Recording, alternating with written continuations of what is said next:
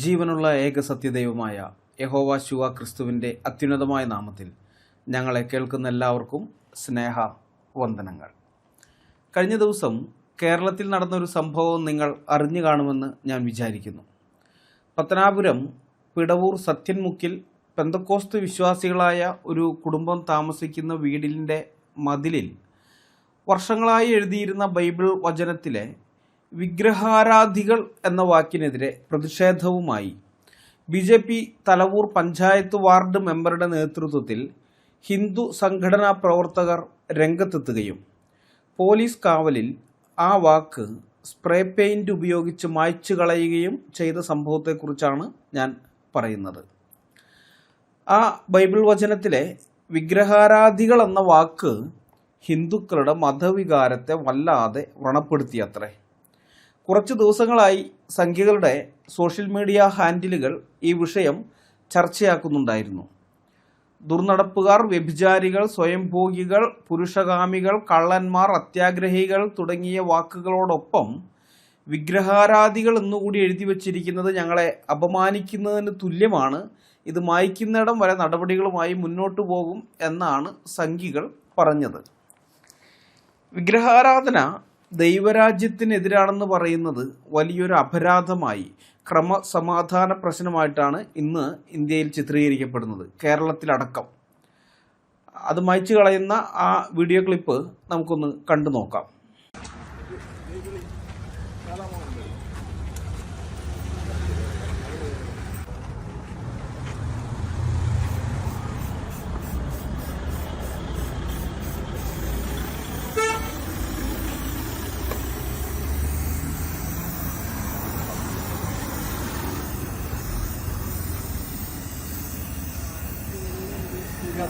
സമ്മതിക്കാനൊന്നുമില്ല, ബാക്കി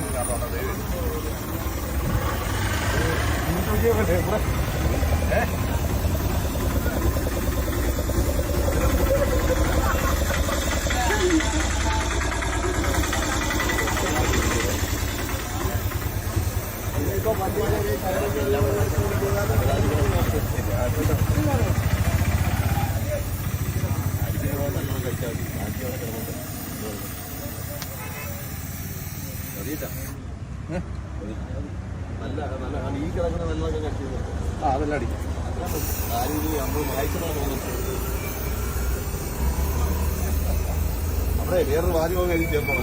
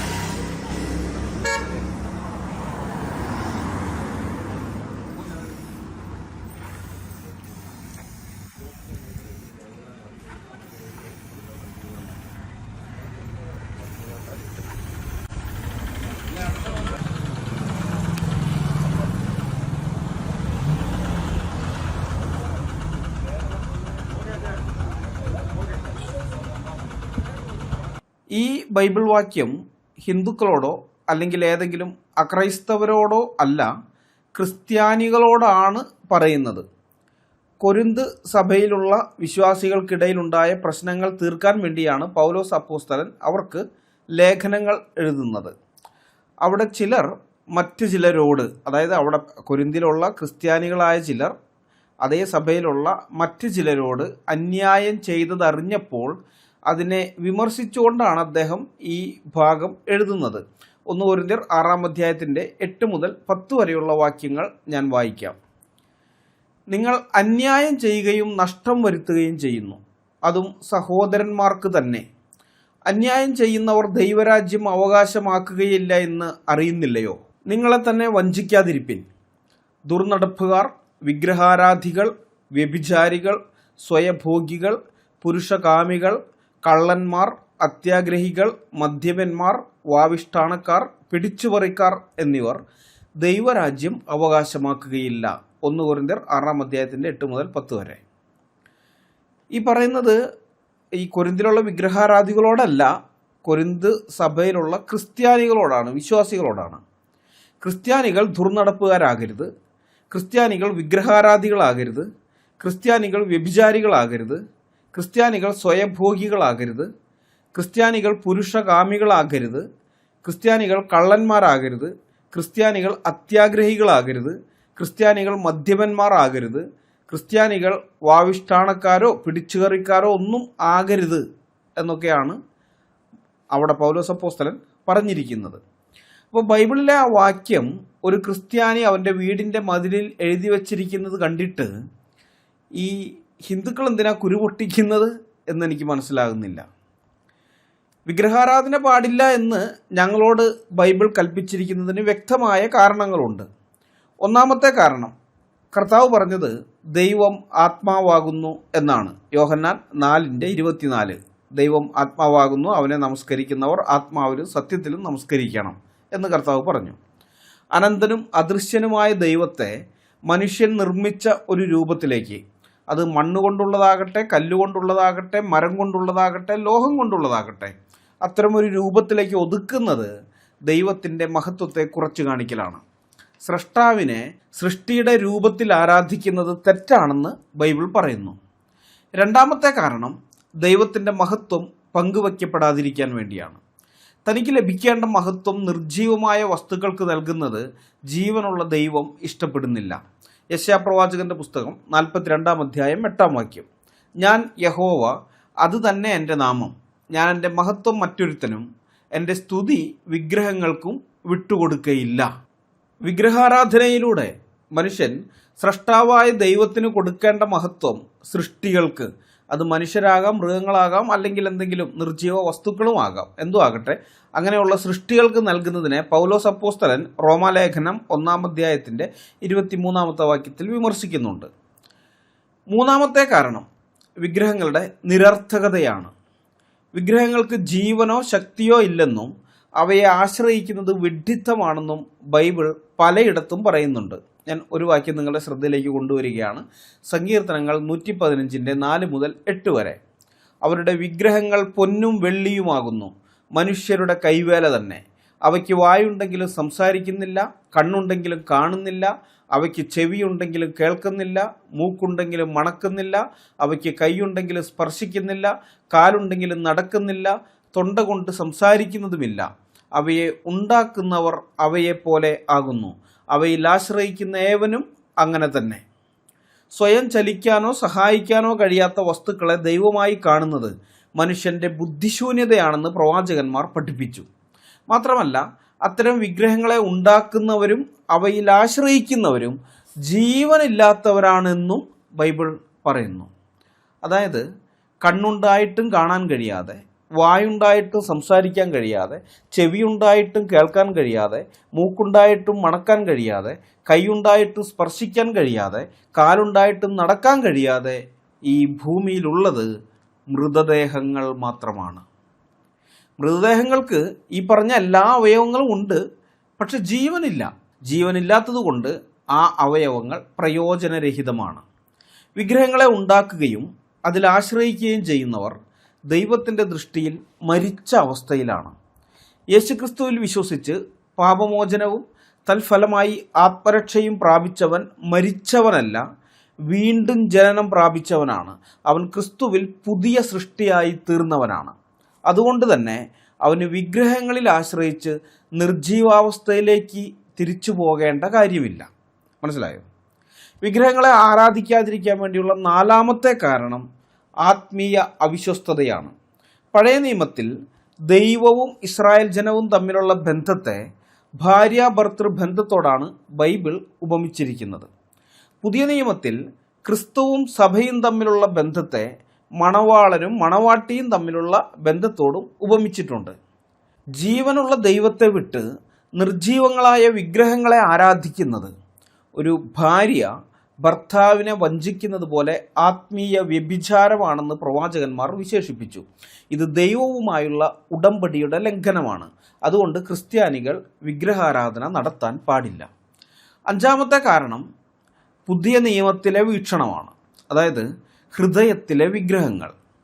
പുതിയ നിയമത്തിൽ വിഗ്രഹാരാധന എന്ന് പറയുന്നത് കേവലം പ്രതിമകളെ ആരാധിക്കുന്നത് മാത്രമല്ല, ദൈവത്തെക്കാൾ ഉപരിയായി ഒരു ക്രിസ്ത്യാനി എന്തിനെയെങ്കിലും സ്നേഹിക്കുകയോ അതിലാശ്രയിക്കുകയോ ചെയ്യുന്നുണ്ടെങ്കിൽ അതും വിഗ്രഹാരാധനയാണ് എന്നാണ് പുതിയ നിയമം പഠിപ്പിക്കുന്നത്. കൊലോസ്യ ലേഖനം 3-ാം അധ്യായം 5-6 വാക്യങ്ങൾ. ആകയാൽ ദുർനടപ്പ്, അശുദ്ധി, അതിരാഗം, ദുർമോഹം, വിഗ്രഹാരാധനയായ അത്യാഗ്രഹം, ഇങ്ങനെ ഭൂമിയിലുള്ള നിങ്ങളുടെ അവയവങ്ങളെ മരിപ്പിപ്പിൻ. ഈ വക നിമിത്തം ദൈവകോപം അനുസരണം കെട്ടവരുടെ മേൽ വരുന്നു. പണം, അധികാരം, പ്രശസ്തി അല്ലെങ്കിൽ വ്യക്തികൾ തുടങ്ങിയവ എന്തും ദൈവത്തിൻ്റെ സ്ഥാനത്ത് നമ്മുടെ ഹൃദയത്തിൽ കയറിക്കൂടിയാൽ അതും ബൈബിൾ പ്രകാരം വിഗ്രഹാരാധനയാണ്. ചുരുക്കി പറഞ്ഞാൽ ബൈബിൾ പ്രകാരം സകലത്തിൻ്റെയും ഉറവിടമായ സ്രഷ്ടാവിനെ ആരാധിക്കുന്നതിന് പകരം സൃഷ്ടിയെ ആരാധിക്കുന്നതാണ് വിഗ്രഹാരാധനയിലെ അടിസ്ഥാനപരമായ തെറ്റ്. ഇത് മനുഷ്യനെ സത്യദൈവത്തിൽ നിന്ന് അകറ്റുകയും ആത്മീയമായി നശിപ്പിക്കുകയും ചെയ്യുന്നു എന്ന് ബൈബിൾ പഠിപ്പിക്കുന്നു. അതുകൊണ്ട് ബൈബിൾ വിശ്വാസികൾ ഈ പാപം ചെയ്യരുതെന്ന് ബൈബിൾ കർശനമായി വിലക്കുന്നു. ഇവിടെയാണ് ചോദ്യം. ക്രിസ്ത്യാനിയായി തീർന്നവർ ഈ വിധത്തിലുള്ള പാപങ്ങൾ ചെയ്യരുത്, ചെയ്യുന്നവർ ദൈവരാജ്യത്തിൽ കടക്കുകയില്ല എന്ന് ക്രിസ്ത്യാനികളോട് പറഞ്ഞതിന് ക്രിസ്ത്യാനികളല്ലാത്ത, ദൈവരാജ്യം എന്ന കൺസെപ്റ്റ് പോലുമില്ലാത്ത ഹിന്ദുക്കൾ എന്തിനാണ് പ്രശ്നമുണ്ടാക്കുന്നത്? ആ ചോദ്യത്തിനുള്ള ഉത്തരം അന്വേഷിച്ചെത്തുമ്പോൾ നമുക്ക് മനസ്സിലാകും ഇത് സംഘികളുടെ വെറുമൊരു ടെസ്റ്റ് ഡോസ് മാത്രമാണ് എന്നുള്ള കാര്യം. ക്രിസ്ത്യാനികൾ തങ്ങളുടെ മതിലുകളിൽ ഈ ബൈബിൾ വാക്യങ്ങൾ എഴുതി വയ്ക്കാൻ തുടങ്ങിയത് ഇന്നോ ഇന്നലെയോ അല്ല. ഇവിടെയുള്ള സകല ഹിന്ദുക്കളും അത് വായിക്കുന്നുണ്ടായിരുന്നു. അവർക്കാർക്കും അത് വായിച്ചിട്ട് കുരു പൊട്ടിയിരുന്നതുമില്ല. എന്നാൽ ഇപ്പോൾ കുരു പൊട്ടിയതിന് വ്യക്തമായ ഗൂഢലക്ഷ്യമുണ്ട്. ക്രിസ്ത്യാനികൾക്കെതിരായ അതിക്രമങ്ങൾ ഉത്തരേന്ത്യയിൽ സർവ്വസാധാരണമായി തീർന്നത് നമുക്കെല്ലാവർക്കും അറിയാവുന്നതാണ്. അത്തരം അതിക്രമങ്ങൾ ഉത്തരേന്ത്യയിൽ നിന്ന് ദക്ഷിണേന്ത്യയിലേക്കും വ്യാപിപ്പിക്കാൻ സംഘികൾ പദ്ധതിയിടുന്നുണ്ട്. ഏതെങ്കിലും സഭയിലെ ക്രിസ്ത്യാനികളെ നേരിട്ട് അറ്റാക്ക് ചെയ്യുന്നത് കേരളത്തിൽ വിപരീത ഫലമുളവാക്കുമോ എന്ന ഭയവും സംഘപരിവാർ നേതൃത്വത്തിനുണ്ട്. കാരണം ഈ ക്രിസംഖികൾ എന്നൊരു വർഗം ഇപ്പോൾ കേരളത്തിലുണ്ടല്ലോ. ഇടതനും വലതനും ജിഹാദികൾക്ക് വേണ്ടി വെള്ളം കോരുന്നവർ ആയതുകൊണ്ട് ക്രിസ്ത്യാനികൾ തങ്ങളുടെ സ്വയരക്ഷയ്ക്ക് വേണ്ടി BJPയോടൊപ്പം ചേർന്ന് നിൽക്കണമെന്നതാണ് ക്രിസംഖികളുടെ വാദം. രാഷ്ട്രീയം ഓരോരുത്തരുടെ വ്യക്തിപരമായ താല്പര്യങ്ങളായതുകൊണ്ട് ഞാൻ ഇതുവരെ ഈ കാര്യത്തിൽ അഭിപ്രായം പറഞ്ഞിരുന്നില്ല.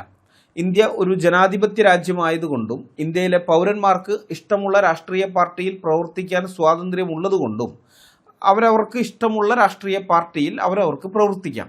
തങ്ങളുടെ പാർട്ടിക്ക് വേണ്ടി ആശയ പ്രചരണവും നടത്താം. അതിൽ തെറ്റൊന്നുമില്ല. ഇഷ്ടമുള്ള ഏതൊരു ക്രിസ്ത്യാനിക്കും ഇഷ്ടമുള്ള പാർട്ടിയിൽ പ്രവർത്തിക്കാം. പക്ഷേ ഈ ക്രിസംഖികൾ എന്ന് പറയുന്ന കൂട്ടരുണ്ടല്ലോ, അവർ കേവലം രാഷ്ട്രീയത്തിനപ്പുറത്തേക്കാണ് കാര്യങ്ങളെ കൊണ്ടുപോകുന്നത്.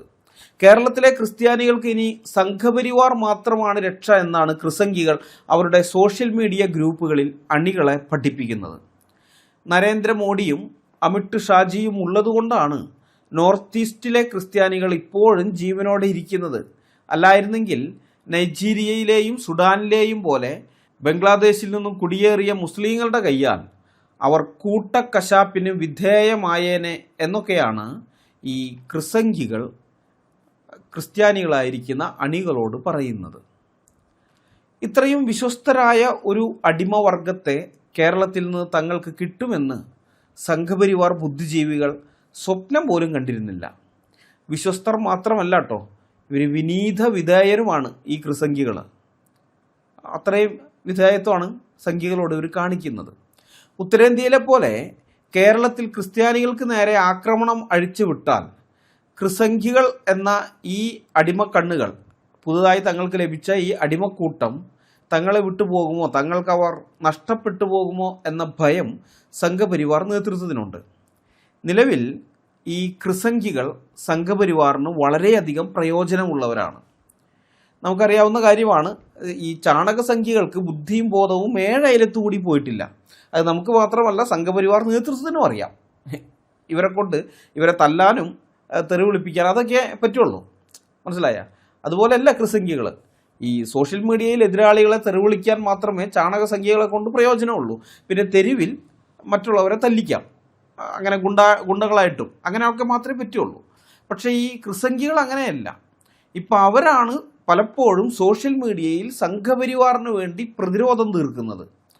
ഫേസ്ബുക്ക് പോസ്റ്റുകളുടെയും യൂട്യൂബ് വീഡിയോകളുടെയും കമൻറ്റ് ബോക്സുകളിൽ ചാണകസംഖ്യകൾക്ക് വാരി വിതറാൻ വേണ്ടിയുള്ള ക്യാപ്സൂളുകൾ നിർമ്മിച്ച് വിതരണം ചെയ്യുന്നത് ഈ ക്രിസംഖ്യകളിലെ ബുദ്ധിജീവികളാണ്. അങ്ങനെയുള്ള ഒരു അടിമക്കൂട്ടത്തെ നഷ്ടപ്പെടുത്താൻ കേരളത്തിലെ സംഘപരിവാർ നേതൃത്വത്തിന് താല്പര്യമില്ല. അതുകൊണ്ട് അവർ ഒരു ടെസ്റ്റ് ഡോസ് കൊടുത്തു നോക്കിയതാണ്. ക്രിസ്ത്യാനികളെ കായികമായി ആക്രമിക്കുന്നതിന് പകരം ബൈബിൾ വചനത്തിനെതിരെ ആക്രമണം നടത്തിയാൽ ക്രിസംഖ്യകൾ എങ്ങനെയായിരിക്കും അതിനോട് പ്രതികരിക്കുക, അതിനെ നോക്കിക്കാണുക എന്നവർക്ക് അറിയണമായിരുന്നു. അതിനുവേണ്ടിയാണ് അവരിത് ചെയ്തത്. സംഘപരിവാറിൻ്റെ വിനീത വിധേയരായ ഈ അടിമക്കണ്ണുകൾ ഇപ്രാവശ്യവും സംഖ്യകളോടൊപ്പം ഉറച്ചു നിൽക്കുകയാണ് ചെയ്തത്. കാണ്ഡമായിട്ടാണ് ക്രിസംഖ്യകൾ വിഗ്രഹാരാധനയെ ന്യായീകരിച്ചുകൊണ്ട് സോഷ്യൽ മീഡിയയിൽ എഴുതി തള്ളുന്നത്. അല്ലെങ്കിൽ വിഗ്രഹാരാധന എന്നെഴുതിയിരിക്കുന്ന ഭാഗം മായ്ച്ചു കളഞ്ഞ സംഖ്യകളെ ന്യായീകരിച്ചുകൊണ്ട്, അങ്ങനെയും പറയാം. ഞാൻ സാമ്പിളിന് ചിലതൊക്കെ കാണിക്കാം. ജേക്കബ് ജോൺ എന്ന ക്രിസംഖ്യയുടെ കമൻ്റാണ് നിങ്ങൾ ഈ കാണുന്നത്. ഈ ജേക്കബ് ജോൺ ക്രിസംഖ്യ പറയുന്നത് ഹിന്ദുക്കൾ മാത്രമല്ല കത്തോലിക്ക, ഓർത്തഡോക്സ്, യാക്കോബായ വിഭാഗങ്ങളും വിഗ്രഹാരാധന നടത്തുന്നുണ്ട്. വിഗ്രഹാരാധികൾ എന്നത് മറ്റു പല ക്രിസ്തുമതങ്ങളെപ്പോലും അവഹേളിക്കുന്നത്. വിഗ്രഹാരാധികൾ എന്നതിനോട് ചേർത്തെഴുതിയിരിക്കുന്ന കാര്യങ്ങൾ വിഗ്രഹാരാധനയെ അതിനീചമായി ചിത്രീകരിക്കുന്നത് വളരെ തെറ്റായ കാര്യം. ദേശീയ സംസ്കാരത്തെ അധിക്ഷേപിക്കുന്ന ഒന്നും ഇനി വെച്ചു പൊറുപ്പിക്കരുത് എന്നാണ് ഈ ജേക്കബ് ജോൺ ക്രിസംഖ്യ പറയുന്നത്. ഈ ക്രിസംഖ്യ, ജേക്കബ് ജോൺ ക്രിസംഖ്യ ഒരു 1.5 മുതലാണ്. ആ ചങ്ങാതിയുടെ പ്രൊഫൈലിൽ ഇട്ടിരിക്കുന്ന ഒരു പോസ്റ്റാണ് നിങ്ങൾ ഈ കാണുന്നത്. കറ തീർന്ന സംഖ്യയാണല്ലേ എന്ന ഒരു ചോദ്യത്തിന് ജേക്കബ് ജോൺ ക്രിസംഖ്യ പറയുന്ന മറുപടി അതെ എന്ന് മാത്രമല്ല വേറെ ചില കാര്യങ്ങൾ കൂടി പറയുന്നുണ്ട്. എന്തൊക്കെയാണ്?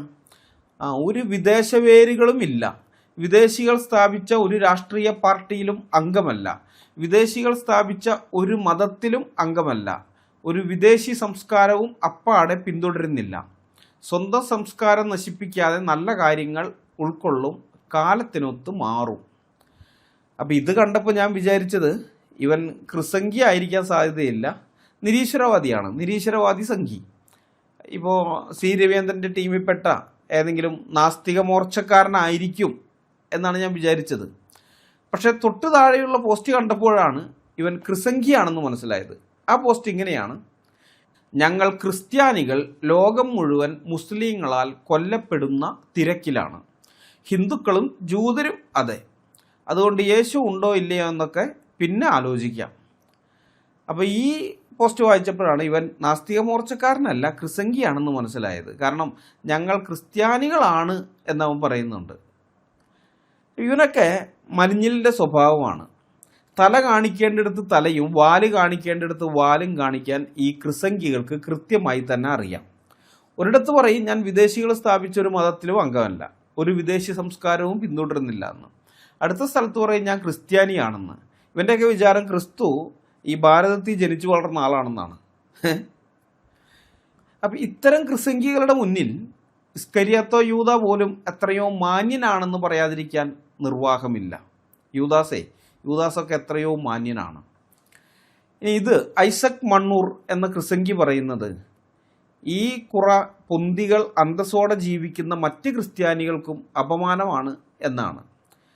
ഈ ക്രിസംഖ്യയുടെ കണ്ണിൽ സുവിശേഷം അറിയിക്കാതെ ജീവിക്കുന്ന ക്രിസ്ത്യൻ നാമധാരികൾ അന്തസ്സോടെ ജീവിക്കുന്ന ക്രിസ്ത്യാനികളും സുവിശേഷം അറിയിക്കുന്നവർ അപമാനം ഉണ്ടാക്കുന്ന അല്ലെങ്കിൽ അപമാനത്തോടെ ജീവിക്കുന്ന ക്രിസ്ത്യാനികളുമാണ്. വാസ്തവത്തിൽ സംഖ്യകൾക്ക് കുടപിടിക്കുന്ന ഇവനെപ്പോലെയുള്ള ക്രിസംഖ്യകളാണ് അന്തസ്സുള്ള ക്രിസ്ത്യാനികൾക്ക് അപമാനമെന്ന് സുബോധമുള്ള എല്ലാവർക്കും അറിയാം. ഇത് മാത്യു ഫിലിപ്പ് തര്യൻ എന്ന ക്രിസംഖ്യ ചോദിക്കുന്നത് സമാധാനമായി ജീവിക്കുന്ന ജനങ്ങളുടെ ഇടയിൽ എന്തിന് അസമാധാനത്തിൻ്റെ വിത്തുകൾ വിതയ്ക്കുന്നു എന്നാണ്.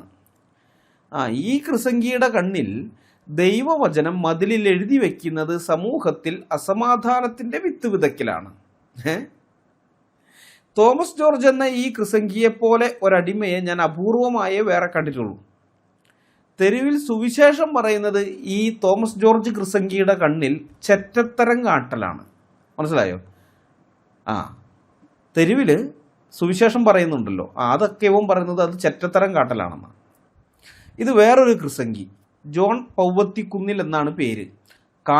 കാണ്ഡമായിട്ടാണ് ഈ ക്രിസംഗി ന്യായീകരണവുമായി വന്നത്. അതിലെ കമൻറ്റ് ബോക്സിൽ ക്രിസംഗികളുടെ തള്ളു കാണണം.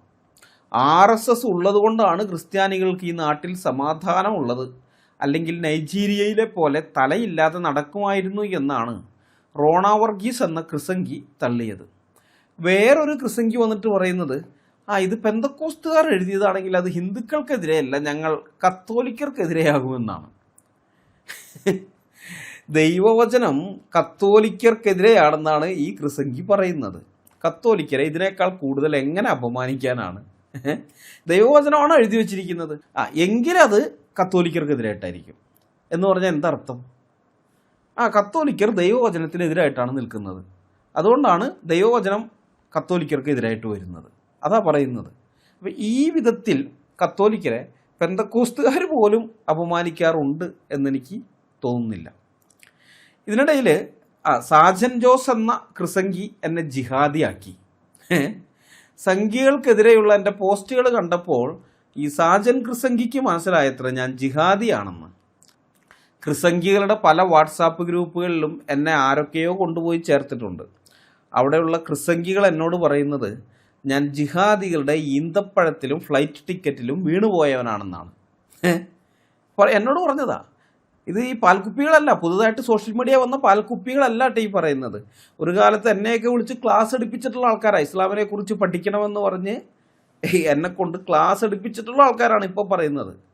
സംഘികൾക്കെതിരെ ഞാൻ സംസാരിക്കുന്നത് കണ്ടപ്പോൾ എന്നെ ജിഹാദി അജണ്ടാക്കി മാറ്റിയിരിക്കുകയാണ്.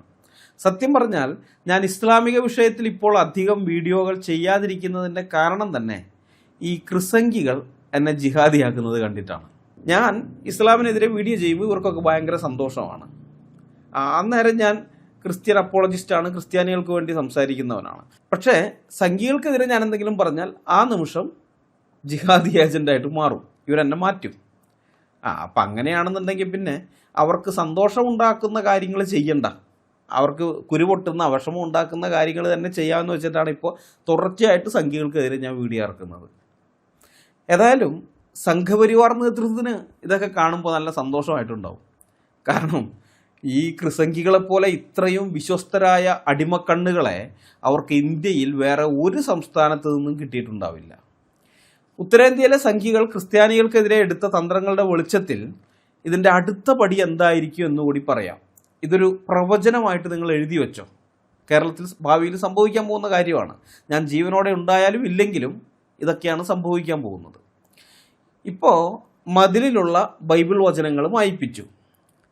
എന്നിട്ട് ഇവർ പറയും ബൈബിളിൽ ഹിന്ദുക്കൾക്കെതിരായിട്ടുള്ള, ഹിന്ദുക്കൾക്ക് വിരോധമായ കാര്യങ്ങളാണോ ഉള്ളത്, മുഴുവൻ അങ്ങനെയാണ് എന്ന് പറഞ്ഞൊരു പ്രചരണം നടത്തും.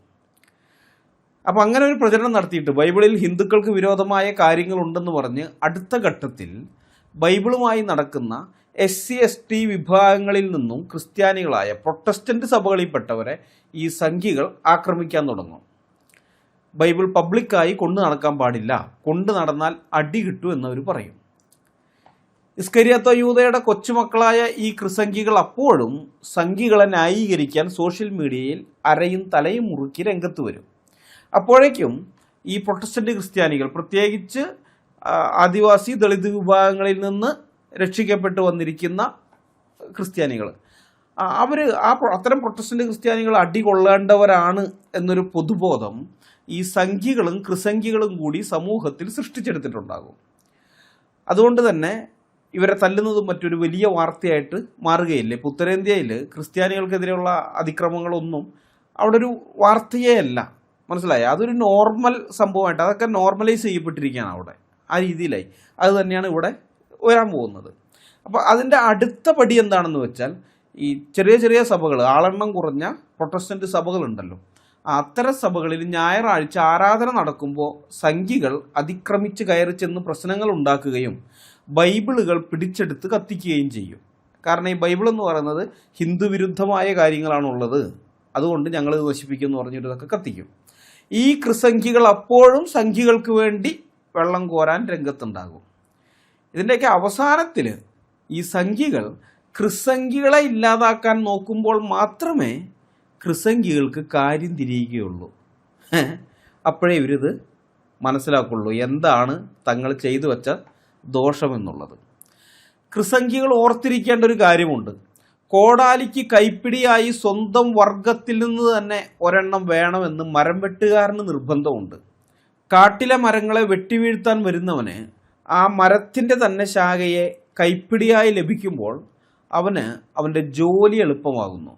സ്വന്തം വംശത്തെ ഉന്മൂലനം ചെയ്യാൻ വരുന്നവന് കൈപ്പിടിയായി മാറിക്കൊടുക്കുന്ന ആ തടിപ്പീസുകളാണ് ഈ കൃസംഖികൾ. മനസ്സിലായി? അത് നിങ്ങൾ എല്ലാവരും അറിഞ്ഞിരിക്കണം. ഉത്തരേന്ത്യയിൽ ക്രിസ്ത്യാനികൾ വേട്ടയാടപ്പെടുമ്പോൾ അവർക്കത് കിട്ടേണ്ടതാണെന്ന് പറഞ്ഞ് അവരെ തള്ളിപ്പറയുന്ന ഈ കൃസംഖികൾ ഒരു കാര്യം മനസ്സിലാക്കുന്നത് നന്നായിരിക്കും. വേട്ടപ്പട്ടികൾക്ക് ഇരയെ കിട്ടാത്തൊരു കാലം വരും. ഇരയെ കിട്ടാത്തൊരു കാലം വരും. അപ്പോൾ യജമാനന്മാർക്ക് വിശന്നിട്ട് കുടല് കരിയുന്ന സമയം ഈ വേട്ടപ്പട്ടികൾ വേട്ടയാടി ഇരകളെ ഒന്നും കൊണ്ടുവരുന്നുമില്ല. അങ്ങനെയുള്ള സമയത്ത് യജമാനൻ എന്താ ചെയ്യാന്നറിയോ? യജമാനൻ്റെ കത്തി നീളുന്നത് വളർത്തുനായ്ക്കളുടെ അല്ലെങ്കിൽ വേട്ടപ്പട്ടികളുടെ നേരെയായിരിക്കും. അതാ സംഭവിക്കുക. ഇന്ന് നിങ്ങൾ ആർക്ക് വേണ്ടിയാണോ ക്രിസ്ത്യാനികളെ ഒറ്റിക്കൊടുക്കുന്നത്, നാളെ ആ കൂട്ടർ തങ്ങളുടെ വിശപ്പടക്കാൻ പോകുന്നത് നിങ്ങളെ കൊന്നു തിന്നുകൊണ്ടായിരിക്കും. അന്ന് നിങ്ങൾ ഒഴുക്കുന്ന കണ്ണീരിന് മാത്രമല്ല, നിങ്ങളുടെ രക്തത്തിനും ഓവുചാലിലെ മലിനജലത്തേക്കാൾ വില കുറവായിരിക്കും. അത്ര അഴുക്ക് പിടിച്ചതായിരിക്കും നിങ്ങളുടെ രക്തം. 30 വെള്ളിക്കാശിന് ഗുരുവിനെ ഒറ്റിക്കൊടുത്ത യൂദാസ് പോലും പിന്നീട് പശ്ചാത്താപത്താൽ നീറി ആ കാശ് വലിച്ചെറിഞ്ഞ് ആത്മഹത്യ ചെയ്തു എന്ന് ബൈബിൾ പറയുന്നുണ്ട്. എന്നാൽ സ്വന്തം സമുദായത്തെയും വിശ്വാസത്തെയും രാഷ്ട്രീയ ലാഭത്തിനു വേണ്ടി, ഭൗതികമായ സുഖസൗകര്യങ്ങൾക്ക് വേണ്ടി, സ്വാർത്ഥ നേട്ടങ്ങൾക്ക് വേണ്ടി വിറ്റുതുലയ്ക്കുന്ന നിങ്ങൾ യൂദാസിനേക്കാൾ അധപ്പതിച്ച ജന്മങ്ങളാണ് കൃസംഖികളെ. അതാണ് നിങ്ങൾ. കാരണം യൂദാസിന് കുറ്റബോധമെങ്കിലും ഉണ്ടായിരുന്നു, നിങ്ങൾക്ക് അതുപോലുമില്ല. ഭാവിയിൽ ഇന്ത്യയിലെ ക്രിസ്ത്യൻ സഭാചരിത്രം എഴുതപ്പെടുമ്പോൾ അതിൽ രക്തസാക്ഷികളുടെ പേരുകൾക്കൊപ്പം സുവർണ ലിപികളിൽ എഴുതപ്പെടുന്ന ഒരു കൂട്ടം വിശ്വാസികൾ ഉണ്ടാകും. എന്നാൽ അതേ ചരിത്രത്തിൻ്റെ ഇരുണ്ട താളുകളിൽ സ്വന്തം സഹോദരങ്ങളെ കുരുതി കൊടുക്കാൻ കൂട്ടുനിന്ന സമുദായ വഞ്ചകർ എന്ന തലക്കെട്ടിന് താഴെയായിരിക്കും കൃസംഖികളായ നിങ്ങളുടെ സ്ഥാനം. വരും തലമുറ നിങ്ങളെ ഓർക്കുന്നത് ക്രിസ്തുവിനെ വീണ്ടും ക്രൂശിച്ചവരെന്നും സ്വന്തം കൂടപ്പിറപ്പുകളുടെ രക്തം കൊണ്ട് രാഷ്ട്രീയ കച്ചവടം നടത്തിയവരെന്നും മാത്രമായിരിക്കും. കാലം നിങ്ങൾക്ക് മാപ്പ് തരില്ല. ചരിത്രം നിങ്ങളുടെ മുഖത്ത് കാർക്കിച്ച് തുപ്പുക തന്നെ ചെയ്യും. ഞാൻ ഈ പറയുന്നത് കൃസംഖികളെ നിങ്ങൾ ഓർത്തു വെച്ചോ. ഇതാണ് സംഭവിക്കുന്നത്. നിങ്ങളുടെ ഭാവി ഇങ്ങനെയായിരിക്കും. ഇനി സംഖ്യകളോട് പറയാനുള്ളത്, നിങ്ങൾ എവിടെ പരിപാടി അവതരിപ്പിച്ചാലും ഇതാണല്ലോ ഗതി എന്നാണ്. ആ ബൈബിൾ വാക്യം ആ മതിലുണ്ടായിരുന്നപ്പോൾ അതിലെ വരികയും പോവുകയും ചെയ്യുന്നവർ മാത്രമേ അത് വായിച്ചിരുന്നുള്ളൂ. നിങ്ങൾ പോലീസിനെ കൂട്ടിക്കൊണ്ടുവന്ന് നിർബന്ധമായി അത് മായ്ച്ചു കളഞ്ഞപ്പോൾ എന്തുണ്ടായി? സംഗതി വൈറലായി. വീഡിയോ കണ്ട എല്ലാവരും ആ ബൈബിൾ വാക്യം വായിച്ചു. സോഷ്യൽ മീഡിയയിൽ അതിനെക്കുറിച്ച് ധാരാളം പോസ്റ്റുകൾ വന്നു. ഞങ്ങളെപ്പോലെയുള്ളവർ വീഡിയോകളും ചെയ്തു. നിങ്ങൾ ആ വാക്യം ആളുകളുടെ കണ്ണിൽ നിന്നും മറയ്ക്കണമെന്ന് ആഗ്രഹിച്ചു. ദൈവം അത് ലോകം മുഴുവനും പ്രചരിപ്പിച്ചു. നിങ്ങളെടുത്ത വീഡിയോകളിലൂടെ തന്നെ നിങ്ങളുടെ വീഡിയോയിലൂടെ തന്നെ ദൈവം അത് ലോകം മുഴുവൻ പ്രചരിപ്പിച്ചു. ബൈബിളിലെ ഒരു വാക്യത്തിൻ്റെ കാര്യമല്ല ഞാൻ പറഞ്ഞത്, ബൈബിളിലെ ഒരു വാക്യത്തിലെ ഒരു വാക്കിന് പോലും ഇത്രയ്ക്ക് ശക്തിയുണ്ടെന്ന് ആ വാക്ക് മതിലിൽ നിന്ന് മായ്ച്ചവർ ചിന്തിച്ചിട്ടുണ്ടാവില്ല. എന്നാലും ഇതെന്തൊരു ഗതികെട്ട ജീവിതമാണ് സംഘികളെ നിങ്ങളുടേത്. ഇതെന്തൊരു ഗതികെട്ട ജീവിതം, സഹതാപം തോന്നുന്നു. വാസ്തവത്തിൽ സംഘികളെ, നിങ്ങൾക്ക് നാണക്കേട് തോന്നേണ്ടത് ബൈബിൾ വാക്യങ്ങളിലല്ല, നിങ്ങളുടെയൊക്കെ ക്ഷേത്രങ്ങളിൽ കൊത്തിവെച്ചിട്ടുള്ള ആഭാസകരമായ നഗ്ന രതിശില്പങ്ങളില്ലേ, ആ രതിശില്പങ്ങളിലാണ് നിങ്ങൾക്ക് നാണക്കേട് തോന്നേണ്ടത്. അല്ലെങ്കിൽ കേൾക്കുന്നവൻ്റെ ചെവി അടിച്ചു പോകുന്ന കൊടുങ്ങല്ലൂർ ഭരണിക്ക് പാടുന്ന തെറിപ്പാട്ടുകളില്ലേ, അത്തരം പാട്ടുകളിലാണ് നിങ്ങൾക്ക് നാണക്കേട് തോന്നേണ്ടത്. ഒരു പരിഷ്കൃത മനുഷ്യന് നാണക്കേട് തോന്നേണ്ടത് ഇങ്ങനെയുള്ള കാര്യങ്ങളിലാണ്. ഏതായാലും ഞങ്ങൾക്ക് സംഘികളോട് ചിലത് ചോദിക്കാനുണ്ട്. ഈ വിഗ്രഹാരാധനയ്ക്കെതിരെ ബൈബിള് മാത്രമല്ല സംസാരിച്ചിട്ടുള്ളത് എന്ന കാര്യം നിങ്ങൾക്കറിയാമോ? നിങ്ങളുടെ പുണ്യഗ്രന്ഥമായ ശ്രീമദ് ഭാഗവതത്തിൽ പറയുന്നത് വിഗ്രഹങ്ങളെ ആരാധിക്കുന്നവൻ മൃഗങ്ങളിൽ കഴുതയ്ക്ക് തുല്യനാകുന്നു എന്നല്ലേ? ശ്രീമദ് ഭാഗവതം ദശമസ്കന്ധം അധ്യായം 84 ശ്ലോകം 13. വാദം, പിത്തം, കഫം എന്നീ 3 ധാതുക്കളാൽ നിർമ്മിക്കപ്പെട്ട ഈ ശരീരമാണ് ഞാൻ എന്ന് വിചാരിക്കുകയും ഭാര്യയിലും മക്കളിലും എൻ്റേത് എന്ന ബുദ്ധി വയ്ക്കുകയും മണ്ണുകൊണ്ടോ കല്ലുകൊണ്ടോ ഉള്ള വിഗ്രഹങ്ങളിൽ മാത്രം ഈശ്വര ബുദ്ധി വയ്ക്കുകയും, അതായത് ആരാധനാ മനോഭാവം, ഈശ്വരനെ പോലെ കണ്ട് അവയെ ആരാധിക്കുന്നത്, അങ്ങനെയുള്ള കാര്യം ചെയ്യുകയും ജ്ഞാനികളായ മഹാത്മാക്കളിൽ ആ ബുദ്ധി ഇല്ലാതിരിക്കുകയും ചെയ്യുന്നുവോ അവൻ മൃഗങ്ങളിൽ വെറും കഴുതയാകുന്നു. ശ്രീമദ് ഭാഗവതത്തിൽ പറഞ്ഞിരിക്കുന്നതാണ്. വിഗ്രഹാരാധന ചെയ്യുന്ന നീയൊക്കെ വെറും കഴുതയാണെന്ന് പറഞ്ഞ ശ്രീമദ് ഭാഗവതം നിനക്ക് കത്തിക്കണ്ടേ സംഗി? വേണ്ടേ? അതെന്താ നീ അത് കത്തിക്കാത്തത്? വിഗ്രഹാരാധന തെറ്റാണെന്ന് ബൈബിളിൽ പറഞ്ഞാൽ മാത്രമേ നിനക്ക് പ്രശ്നമുള്ളൂ. ശ്രീമദ് ഭാഗവതത്തിൽ അതിനേക്കാൾ കടുത്ത ഭാഷയിൽ പറഞ്ഞിരിക്കുന്ന നിനക്ക് പ്രശ്നമേ അല്ല അല്ലേ? അത് നിനക്കൊരു വിഷയമേ അല്ല. ഈ ഇരട്ടത്താപ്പുമായി നടക്കാൻ നാണമില്ലേ സംഗീ നിനക്ക്? ഇനി ഇത് മാത്രമല്ല, ഈ കേരളത്തിൻ്റെ മണ്ണിൽ ജീവിച്ചിരുന്ന ഹൈന്ദവ നവോത്ഥാന നായകനും ആത്മീയ ആചാര്യനുമായിരുന്ന ശ്രീ ബ്രഹ്മാനന്ദ ശിവയോഗി തൻ്റെ വിഗ്രഹാരാധനാ ഖണ്ഡനം എന്ന കൃതിയിൽ വിഗ്രഹാരാധന എന്ന മണ്ടത്തരത്തെക്കുറിച്ച് എന്താണ് പറഞ്ഞതെന്ന് നിങ്ങൾ എപ്പോഴെങ്കിലും വായിച്ചു നോക്കിയിട്ടുണ്ടോ സംഘികളെ? ബൈബിൾ വചനം കണ്ട് വികാരം വ്രണപ്പെട്ടവർ ബ്രഹ്മാനന്ദ ശിവയോഗിയുടെ വാക്കുകൾ കേട്ടാൽ ഒരുപക്ഷെ ആലത്തൂരിലെ അദ്ദേഹത്തിൻ്റെ സിദ്ധാശ്രമം തന്നെ കത്തിച്ചു കളയാൻ ആഹ്വാനം ചെയ്തേനെ. കാരണം വിഗ്രഹാരാധന കൊണ്ട് ഇഹലോക സുഖമോ പരലോക സുഖമോ മോക്ഷമോ ഇല്ലെന്നും അത് മനുഷ്യനെ അധപ്പതിപ്പിക്കുകയേ ഉള്ളൂ എന്നും അദ്ദേഹം തെളിവ് സഹിതം ആ പുസ്തകത്തിൽ സമർത്ഥിച്ചിട്ടുണ്ട്. അപ്പോൾ ഇവിടെയാണ് ഞങ്ങളുടെ ചോദ്യം. വിഗ്രഹാരാധന തട്ടിപ്പാണെന്നും അത് ഗുണം ചെയ്യില്ലെന്നും സ്വന്തം ആചാര്യനായ ശിവയോഗി പറയുമ്പോൾ അദ്ദേഹം മഹർഷിയും എന്നാൽ അതേ കാര്യം ബൈബിൾ പറയുമ്പോൾ ക്രിസ്ത്യാനികൾ തെറ്റുകാരാകുന്നതും എങ്ങനെയാണ് സംഘികളെ?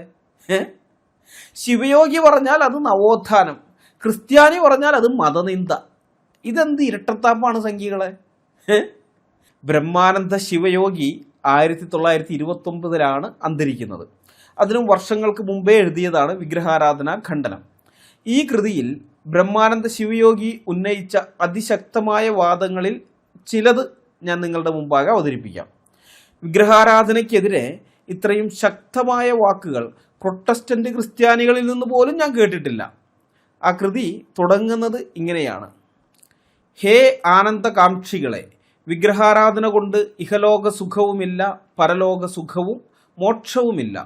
നോക്കുവിൻ, അനേകായിരം കൊല്ലമായി അനേകായിരം ഉറുപ്പിക ചെലവ് ചെയ്ത് ക്ഷേത്രം കെട്ടി വിഗ്രഹാരാധന ചെയ്തും വരുന്ന ഹിന്ദു രാജാക്കന്മാരുടെ മുമ്പുള്ള രാജാധിപത്യം പോയി മുഹമ്മദീയ രാജാക്കന്മാരുടെ കീഴിൽ വളരെ കാലം ദുഃഖിച്ചു കഴിച്ചുകൂട്ടി.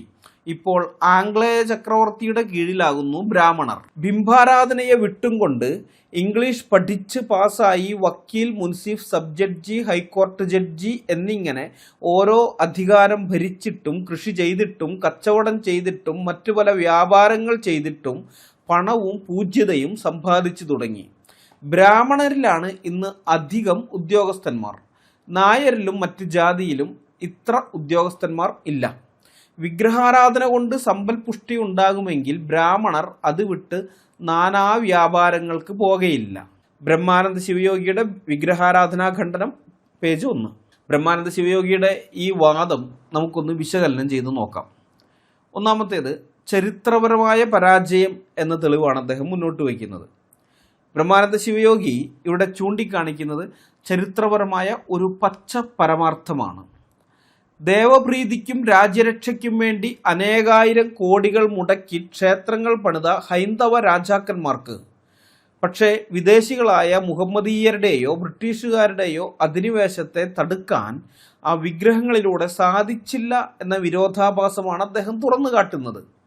വിഗ്രഹങ്ങൾക്ക് ശക്തിയുണ്ടായിരുന്നെങ്കിൽ സ്വന്തം ഭക്തരായ രാജാക്കന്മാരെയും രാജ്യത്തെയും അത് സംരക്ഷിക്കണമായിരുന്നു. എന്നാൽ സംഭവിച്ചത് മറിച്ചാണ്. വിഗ്രഹങ്ങളെ മാത്രം ആശ്രയിച്ചവർ പരാജയപ്പെടുകയും അടിമകളാവുകയും ചെയ്തു എന്നത് വിഗ്രഹാരാധനയുടെ നിരർത്ഥകതയ്ക്ക് ചരിത്രം നൽകുന്ന ഏറ്റവും വലിയ തെളിവാണ് എന്ന് ശ്രീ ബ്രഹ്മാനന്ദ ശിവയോഗി സമർപ്പിക്കുന്നു.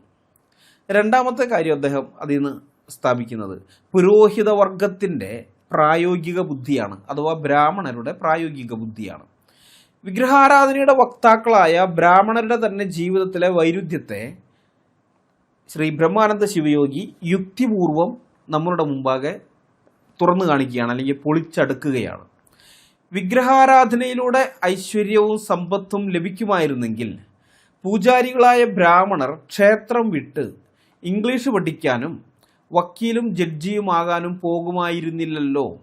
പൂജയേക്കാൾ ഫലം ചെയ്യുന്നത് ലൗകിക വിദ്യാഭ്യാസവും ജോലിയുമാണെന്ന് ബ്രാഹ്മണർക്ക് തന്നെ ബോധ്യമായതുകൊണ്ടാണ് അവർ അത്തരം മേഖലകളിലേക്ക് തിരിഞ്ഞതും ഉന്നത വിജയം നേടിയതും. അതിനാൽ വിഗ്രഹാരാധന കൊണ്ടല്ല, മറിച്ച് മനുഷ്യൻ്റെ അധ്വാനം കൊണ്ടും അറിവുകൊണ്ടുമാണ് ഉന്നമനം ഉണ്ടാകുന്നതെന്ന് സ്വന്തം ജീവിതത്തിലൂടെ ബ്രാഹ്മണർ തന്നെ തെളിയിക്കുന്നു എന്നാണ് ബ്രഹ്മാനന്ദ ശിവയോഗി ചൂണ്ടിക്കാട്ടുന്നത്. ഇതാണ് ഏറ്റവും ശക്തമായ പോയിന്റ്. വിഗ്രഹാരാധന കൊണ്ട് ജീവിക്കുന്ന ബ്രാഹ്മണർ പോലും അതിൽ പൂർണ്ണമായി വിശ്വസിക്കുന്നില്ല എന്ന് ശിവയോഗി ഇവിടെ സമർത്ഥിക്കുകയാണ്. വിഗ്രഹാരാധന കൊണ്ടല്ല സൗഭാഗ്യവും കിട്ടുമായിരുന്നെങ്കിൽ ബ്രാഹ്മണർ ക്ഷേത്രം വിട്ട് ഇംഗ്ലീഷ് പഠിക്കാനും വക്കീലും ജഡ്ജിയുമാകാനും ഒന്നും പോകുമായിരുന്നില്ല.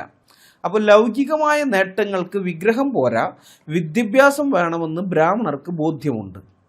പൂജാരി പോലും സ്വന്തം മക്കളുടെ ഭാവി സുരക്ഷിതമാക്കാൻ വിഗ്രഹത്തെ അല്ല, മറിച്ച് വിദ്യാഭ്യാസത്തെയും ജോലിയെയും ആശ്രയിക്കുമ്പോൾ സാധാരണക്കാരായ ഭക്തർ എന്തിന് വിഗ്രഹത്തിന് മുന്നിൽ സമയം കളയണം എന്ന ബ്രഹ്മാനന്ദ ശിവയോഗികളുടെ ചോദ്യത്തിന് സംഘികൾക്ക് എന്തെങ്കിലും മറുപടി ഉണ്ടോ? ഉണ്ടോ? ഉണ്ടെങ്കിൽ പറയണം സംഘികളെ, കേൾക്കാൻ ആഗ്രഹമുണ്ട്. അത് കഴിഞ്ഞിട്ട് ബ്രഹ്മാനന്ദ ശിവയോഗി പറയുന്നത് ഇങ്ങനെയാണ്: വിഗ്രഹാരാധന കൊണ്ട് ഐശ്വര്യപുഷ്ടി ഉണ്ടാകുമെങ്കിൽ നമ്മുടെ രാജാക്കന്മാരുടെ ചക്രവർത്തി സ്ഥാനം പോകയില്ല, ചില രാജവംശം ബലഹീനതയെ പ്രാപിക്കുകയുമില്ല. വിഗ്രഹാരാധന കൊണ്ട് രോഗശാന്തിയും ഉണ്ടാകയില്ല. ഉണ്ടാകുമെങ്കിൽ ബ്രാഹ്മണരും രാജാക്കന്മാരും ഡോക്ടർ, ദരസർ, നാട്ടുവൈദ്യൻ എന്നിവരെ കൊണ്ടുവന്ന് ചികിത്സിക്കുകയില്ല. വിഗ്രഹാരാധന കൊണ്ട് സന്താന സമൃദ്ധിയും ഉണ്ടാകുകയില്ല. ഉണ്ടാകുമെങ്കിൽ ബ്രാഹ്മണരുടെ ഇടയിലും ചില രാജാക്കന്മാരുടെ ഇടയിലും സന്തതിയില്ലാതെ വരുവാനോ ചിലരുടെ വംശനാശം തന്നെ വരുവാനോ സംഗതിയില്ല. വിഗ്രഹാരാധനാ ഖണ്ഡനം പേജ് 2 നിന്നാണ് ഇപ്പോൾ വായിച്ചത്. അപ്പോൾ ഈ വരികൾ, ബ്രഹ്മാനന്ദ ശിവയോഗി എഴുതിയ ഈ വരികൾ കേവലം മതവിമർശനമല്ല, മറിച്ച് കാര്യകാരണ ബന്ധത്തെ, അതായത് കോസ് ആൻഡ് എഫക്റ്റ് എന്ന് പറയും, ആ കാര്യകാരണ ബന്ധത്തെ അടിസ്ഥാനമാക്കിയുള്ള പച്ചയായ യുക്തിയാണ്. ഒന്നാമത്തത് അദ്ദേഹം പറയുന്നത് സംരക്ഷണത്തിൻ്റെ പരാജയം, അതായത് കേവല സംരക്ഷണമല്ല, divine protection, the failure of divine protection, അതാണ് അദ്ദേഹം പറയുന്നത്. അനേകായിരം കോടികൾ മുടക്കി യാഗങ്ങളും പൂജകളും നടത്തിയിട്ടും വലിയ ക്ഷേത്രങ്ങൾ സംരക്ഷിച്ച രാജവംശങ്ങൾ പോലും യുദ്ധങ്ങളിൽ തോറ്റുപോയി. ബ്രിട്ടീഷുകാരും മുഹമ്മദീയരും വന്നപ്പോൾ ഈ വിഗ്രഹങ്ങൾ രാജാക്കന്മാരെ സംരക്ഷിച്ചില്ല.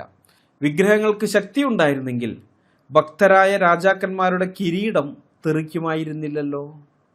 അപ്പോൾ വിഗ്രഹാരാധനയ്ക്ക് അധികാരത്തെയോ രാജ്യത്തെയോ സംരക്ഷിക്കാനുള്ള ശേഷിയില്ല എന്ന് ചരിത്രം തെളിയിക്കുന്നു.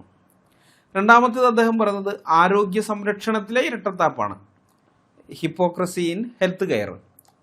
അതായത് രോഗം വരുമ്പോൾ വിഗ്രഹാരാധനയുടെ വക്താക്കൾ ബ്രാഹ്മണരും രാജാക്കന്മാരും ഒക്കെ ചെയ്യുന്നത് എന്താണെന്ന് ശിവയോഗി കൃത്യമായിട്ട് നിരീക്ഷിക്കുന്നു.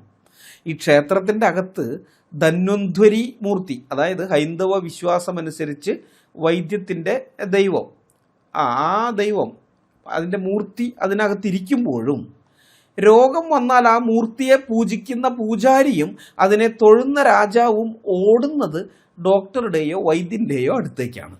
അപ്പോൾ ഇവിടെ ബ്രഹ്മാനന്ദ ശിവയോഗിയുടെ ചോദ്യം കുറിക്കുകൊള്ളുന്നതാണ്. വിഗ്രഹത്തോട് പ്രാർത്ഥിച്ചാൽ രോഗം മാറുമെങ്കിൽ എന്തിനാണ് ഇവർ മരുന്നും ശസ്ത്രക്രിയയും തേടിപ്പോകുന്നത്? വിഗ്രഹത്തെക്കാൾ വിശ്വാസം മരുന്നിനോടാണെന്ന് ഇവരുടെ പ്രവൃത്തിയാൽ തന്നെ അവർ തെളിയിക്കുകയാണ്. ഭക്തരോട് പറയും നിങ്ങൾ പൂജ നടത്തൂ രോഗം മാറുമെന്ന്, അത് ഭക്തരോട് പറയും. പക്ഷെ സ്വന്തം കാര്യത്തിന് ആശുപത്രിയിൽ പോകും. ഇത് ഇരട്ടത്താപ്പാണെന്നാണ് ബ്രഹ്മാനന്ദ ശിവയോഗി ഇവിടെ തുറന്നു കാണിക്കുന്നത്. മൂന്നാമത്തത് അദ്ദേഹം പറഞ്ഞത് വംശനാശവും ദത്തെടുക്കലുമാണ്. അതായത് സന്താന സൗഭാഗ്യത്തിനു വേണ്ടി അക്കാലത്തെ രാജാക്കന്മാരും പ്രഭുക്കന്മാരും ധനാഢ്യരുമൊക്കെ ക്ഷേത്രങ്ങളിൽ നടത്തുന്ന വഴിപാടുകൾക്ക് കയ്യും കണക്കുമില്ല. അക്കാലത്ത് മാത്രമല്ല കേട്ടോ, ഇന്നും അതൊക്കെ ചെയ്യുന്ന ഇഷ്ടം പോലെ ആൾക്കാരുണ്ട്. അപ്പോൾ അദ്ദേഹം ചോദിക്കുന്നത്, പക്ഷേ ഈ ഫലം അനുഭവിക്കേണ്ട രാജകുടുംബങ്ങളുടെ ചരിത്രം എന്താണ്? അവിടുത്തെ സ്ഥിതി എന്താ? കേരളത്തിലെയും ഇന്ത്യയിലെയും പല പ്രബലമായ രാജകുടുംബങ്ങളിലും അനന്തരാവകാശികളില്ലാതെ വരികയും ഒടുവിൽ വേറെ രാജകുടുംബങ്ങളിൽ നിന്ന് കുട്ടികളെ ദത്തെടുക്കേണ്ടി വരികയും ചെയ്തിട്ടുണ്ട്. ആ പശ്ചാത്തലത്തിലാണ് ബ്രഹ്മാനന്ദ ശിവയോഗി ചോദിക്കുന്നത്, സന്താനഗോപാല പൂജയും വിഗ്രഹാരാധനയും മുറതെറ്റാതെ നടത്തിയിരുന്ന രാജകുടുംബങ്ങൾ എങ്ങനെയാണ് വംശനാശത്തിൻ്റെ വക്കിലെത്തിയത് എന്ന്. വിഗ്രഹങ്ങൾക്ക് ജീവൻ കൊടുക്കാൻ കഴിവില്ല എന്നതിൻ്റെ ഏറ്റവും വലിയ തെളിവാണത്. പണം മുടക്കി പൂജ ചെയ്തിട്ടും ഫലം കിട്ടാതെ വരുമ്പോൾ വിഗ്രഹാരാധന എന്നത് വ്യർത്ഥമായ ഒരേർപ്പാടാണെന്ന് തെളിയുന്നു.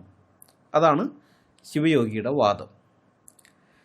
നാലാമത്തെ കാര്യം അദ്ദേഹം അതിൽ നിന്ന് പറയുന്നത് സമ്പത്തും സമയവും പാഴാകുന്നു എന്നുള്ളതാണ്. Waste of resources. മനസ്സിലായ? അതൊക്കെ വേസ്റ്റ് ആവുകയാണ്. ബ്രഹ്മാനന്ദ ശിവയോഗി സാമ്പത്തികമായ ഒരു വലിയ നഷ്ടത്തെ കൂടി ഇവിടെ ചൂണ്ടിക്കാണിക്കുന്നുണ്ട്. എന്താണ് പറയുന്നത്? അനേകായിരം കൊല്ലമായി അനേകായിരം ഉറുപ്പിക, ഇത് പഴയതാണ് കേട്ടോ, പണം അന്നത്തെ കാലത്തെ പറയാണ്, ഇന്നത്തെ മൂല്യത്തിൽ നോക്കിയാൽ കോടികൾ വരും, കോടികൾ ഇതിനായി ചിലവഴിച്ചു. എന്നിട്ടും ഫലം വട്ടപൂജ്യം. ക്യാ ഫലം കുച്ചുരഹി എന്ന് പറയാറില്ലേ, അത് തന്നെ. നല്ലൊരു പോയിന്റാണ് ബ്രഹ്മാനന്ദ ശിവയോഗി ഇവിടെ ചൂണ്ടിക്കാട്ടുന്നത്. ഒരു ബിസിനസ്സിൽ പണം മുടക്കിയിട്ട് ലാഭം കിട്ടുന്നില്ലെങ്കിൽ ബുദ്ധിയുള്ളവർ അത് നിർത്തും. എന്നാൽ വിഗ്രഹാരാധനയുടെ കാര്യത്തിൽ പണം നഷ്ടപ്പെട്ടിട്ടും അധികാരം പോയിട്ടും ആരോഗ്യം നശിച്ചിട്ടും മനുഷ്യൻ അത് തുടരുന്നത് അന്ധമായ വിശ്വാസം ഒന്നുകൊണ്ട് മാത്രമാണ്. അത്തരം അന്ധവിശ്വാസങ്ങൾ വിട്ടുകളയുകയാണ് വേണ്ടത് എന്ന് അദ്ദേഹം പറയുന്നു. അപ്പോൾ ഇതിന്ന് നമ്മളിപ്പോൾ അദ്ദേഹം കേട്ടതിൻ്റെ സംക്ഷിപ്ത രൂപം ഇങ്ങനെയാണ് സംഖ്യകളെ. വിഗ്രഹത്തിന് പൂജ ചെയ്യുന്ന പൂജാരിക്ക് പനി വന്നാൽ പോലും രക്ഷിക്കാൻ ഡോക്ടർ വേണമെങ്കിൽ, രാജാവിന് വംശം നിലനിർത്താൻ ദത്തെടുക്കണമെങ്കിൽ, രാജ്യം സംരക്ഷിക്കാൻ പീരങ്കി വേണമെങ്കിൽ പിന്നെന്തിനാണ് ഈ വിഗ്രഹങ്ങൾ? സ്വന്തം ഭക്തർക്ക് പോലും ഉപകാരപ്പെടാത്ത, പണവും സമയവും നഷ്ടപ്പെടുത്തുന്ന ഈ ഏർപ്പാട് നിർത്താൻ സമയമായി എന്ന് ബ്രഹ്മാനന്ദ ശിവയോഗി പറഞ്ഞത് എത്ര അർത്ഥവത്താണ്. ഇതൊക്കെ ചിന്തിക്കേണ്ട കാര്യമാണ്. ചിന്തിക്കാൻ ഞാൻ സംഖ്യകളോട് ആവശ്യപ്പെടുന്നില്ല, കാരണം തലച്ചോറ് ഉപയോഗിക്കുന്നവരോട് മാത്രമേ ചിന്തിക്കാൻ ആവശ്യപ്പെട്ടിട്ട് കാര്യമുള്ളൂ. തലച്ചോറ് ശാഖയിൽ പണയം വെച്ചവരോട് ചിന്തിക്കാൻ ആവശ്യപ്പെടുന്നത് ക്രൂരതയാണെന്ന ബോധ്യം എനിക്കുള്ളത് കൊണ്ടാണ് ഞാൻ സംഖ്യകളോട് ചിന്തിക്കാൻ ആവശ്യപ്പെടാത്തത്. എന്നാൽ എന്നെ കേൾക്കുന്ന മറ്റാളുകളെ നിങ്ങൾ ചിന്തിക്കണം. ഈ ബ്രഹ്മാനന്ദ ശിവയോഗി പറഞ്ഞ വാദങ്ങളെല്ലാം കൃത്യമല്ലേ എന്ന് നിങ്ങളൊന്ന് ചിന്തിക്കണം. നമുക്ക് വിഗ്രഹാരാധന ഖണ്ഡനത്തിലേക്ക് മടങ്ങിപ്പോകാം. വിഗ്രഹാരാധന കൊണ്ട് ചിത്തശുദ്ധി, സമദൃഷ്ടി, ജ്ഞാനം മുതലായ ഗുണങ്ങളും ഉണ്ടാകുകയില്ല. ഉണ്ടാകുമെങ്കിൽ ബ്രാഹ്മണർ ഒരേ ജാതിയായ മനുഷ്യരിൽ ചിലരെ ഇന്നും നീ ശൂദ്രൻ, നീ നികൃഷ്ടൻ, നിന്നെ തൊട്ടാൽ കുളിക്കണം, നീ ഈഴവൻ, നിനക്ക് അരികിൽ അണവാൻ പാടില്ല, ദൂരെ പോ എന്ന് പറഞ്ഞ് വിലക്കയില്ല. ചിത്തശുദ്ധിയും സമദൃഷ്ടിയും ജ്ഞാനവും വരാതെ മോക്ഷവും സിദ്ധിക്കയില്ല എന്നാണ് പ്രബലപ്പെട്ട പ്രമാണങ്ങൾ വിധിച്ചിട്ടുള്ളത്. അസ്മാദൃക്കുകളുടെ അനുഭവവും അങ്ങനെ തന്നെ.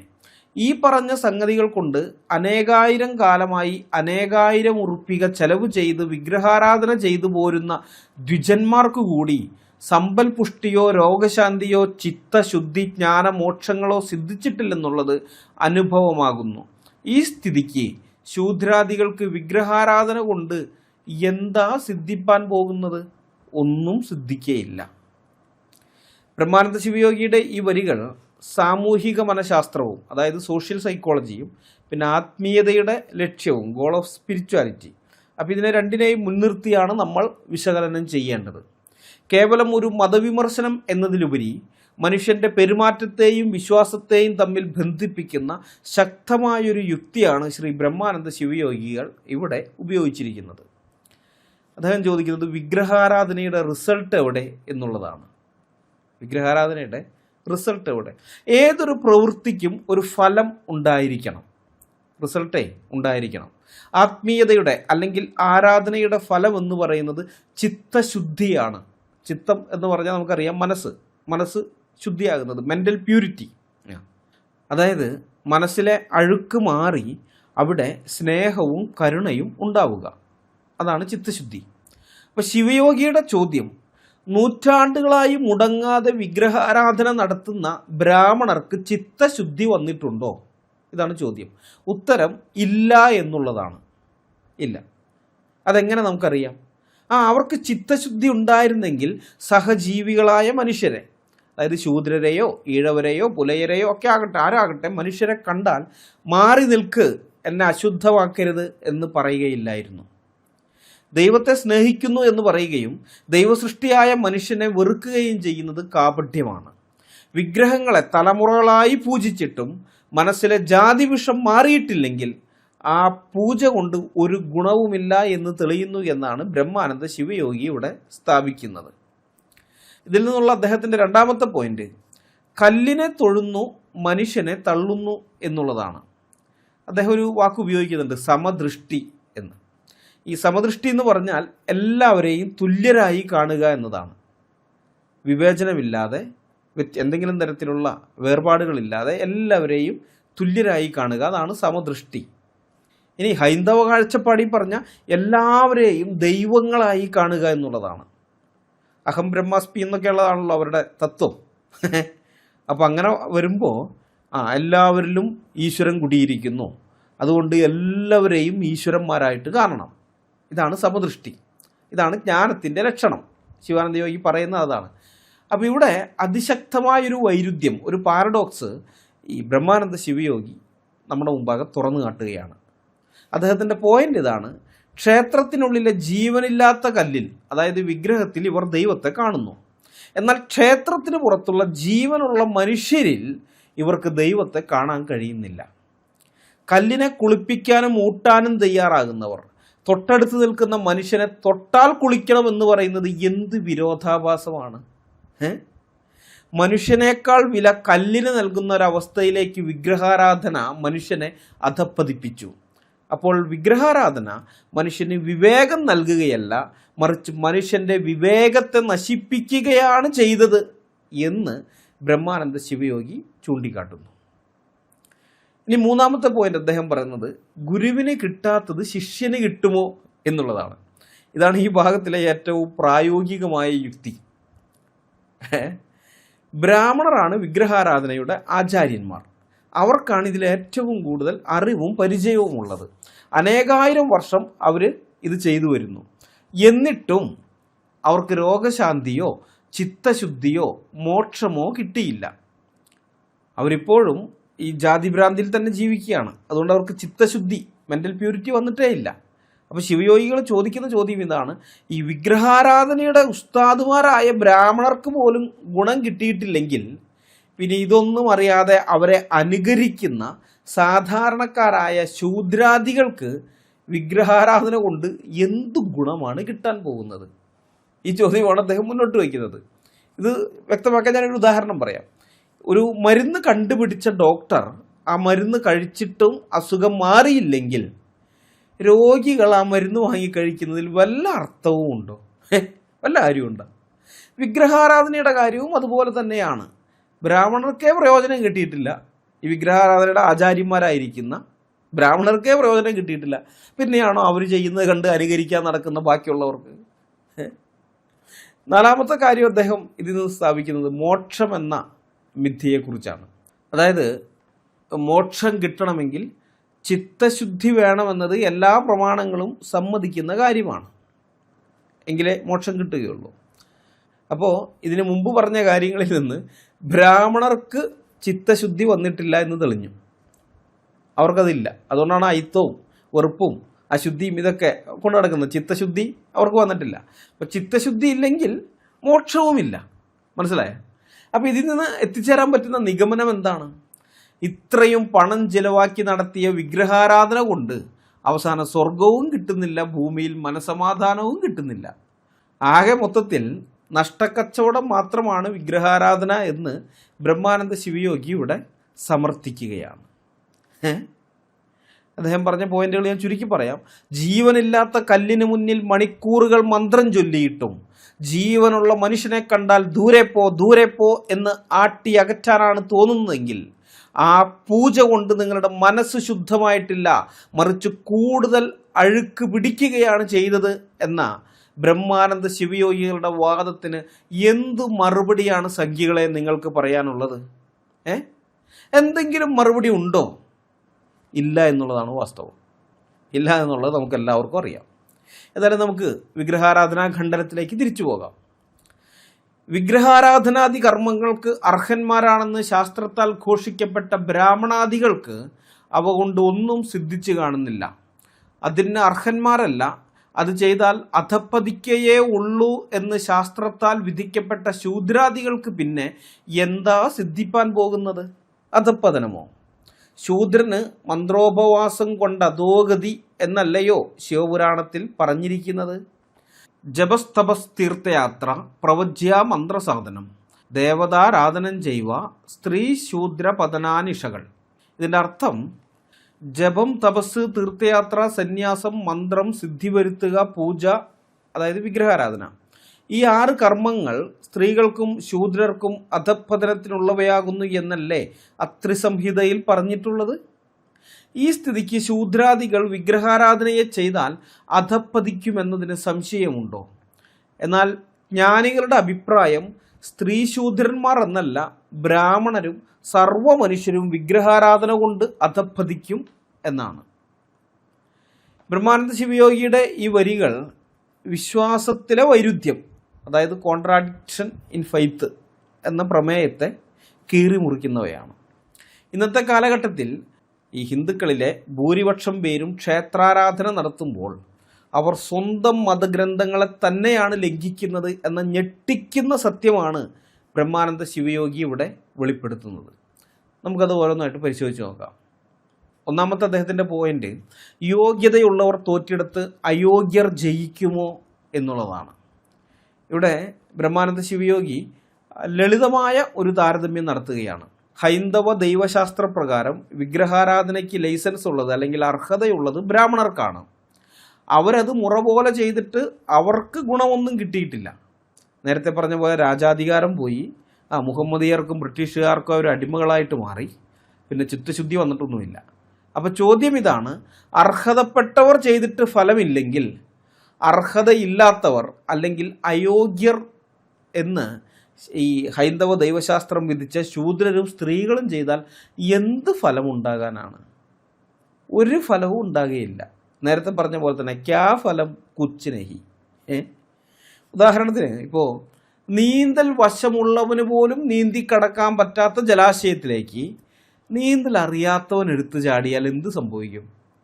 അവൻ മുങ്ങിപ്പോകും, അവൻ മുങ്ങി താണ് ചത്തുപോകും. അതേ സംഭവിക്കുകയുള്ളൂ.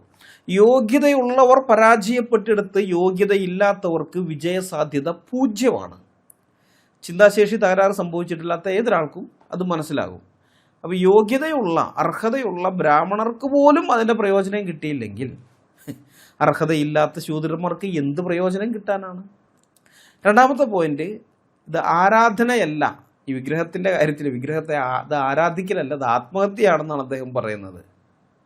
അത് ഇവരുടെ പ്രമാണം അനുസരിച്ച് തന്നെയാണ് അത് പറയുന്നത്. മനസ്സിലായ? അത്രിസംഹിതയൊക്കെ എടുത്തിട്ടാണ് പറയുന്നത്. അപ്പം ഇതാണ് ഈ ഭാഗത്തെ ഏറ്റവും ഈ സ്ഫോടനാത്മകമായ പോയിന്റ് എന്ന് പറയുന്നത് ഇതാണ്.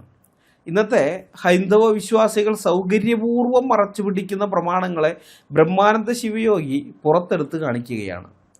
ശിവപുരാണവും അത്രിസംഹിതയും പോലുള്ള പ്രമാണങ്ങൾ പറയുന്നത് ശൂദ്രനും സ്ത്രീയും പൂജ, ജപം, തപസ് എന്നിവ ചെയ്താൽ പുണ്യമല്ല, മറിച്ച് അധോഗതി ഉണ്ടാകുമെന്നാണ്. മനസ്സിലായ? നമുക്കറിയാം ശംഭൂകൻ എന്ന ശൂദ്രൻ തപസ് ചെയ്തതിൻ്റെ പേരിൽ രാമൻ തല വെട്ടിക്കളഞ്ഞതൊക്കെ. അപ്പോൾ ഇതിലെ വൈരുദ്ധ്യം നിങ്ങൾക്ക് മനസ്സിലായോ? നിങ്ങൾ വിഗ്രഹത്തെ വിശ്വസിക്കുന്നത് ഈ പുരാണങ്ങളുടെയും സംഹിതകളെയും ഒക്കെ അടിസ്ഥാനമാക്കിയിട്ടാണ്. എന്നാൽ അതേ പുരാണവും സംഹിതയും പറയുന്നത് നീ ഈ പൂജ ചെയ്താൽ നശിച്ചു പോകും, നീ നശിച്ചു പോകുന്നതാണ്. അപ്പോൾ ഹൈന്ദവ ദൈവശാസ്ത്രം സത്യമാണെങ്കിൽ ഇന്ന് ക്ഷേത്രത്തിൽ പോകുന്ന എല്ലാ ശൂദ്രരും അവർക്ക് താഴെയുള്ളവരും സ്ത്രീകളും ഒക്കെ ചെയ്യുന്നത്, അല്ലെങ്കിൽ ബ്രാഹ്മണർ ഒഴികെ ബാക്കിയുള്ള എല്ലാവരും, ശൂദ്രരെന്ന് മാത്രമല്ല ക്ഷത്രിയരും വൈശ്യരും അടക്കമുള്ള എല്ലാവരും, പിന്നെ സ്ത്രീകൾ, അത് ബ്രാഹ്മണ സ്ത്രീകളടക്കം എല്ലാ സ്ത്രീകളും ചെയ്യുന്നത് പുണ്യപ്രവൃത്തിയല്ല, മറിച്ച് സ്വന്തം നാശത്തിനുള്ള വഴിയാണ് അവർ വെട്ടുന്നത്.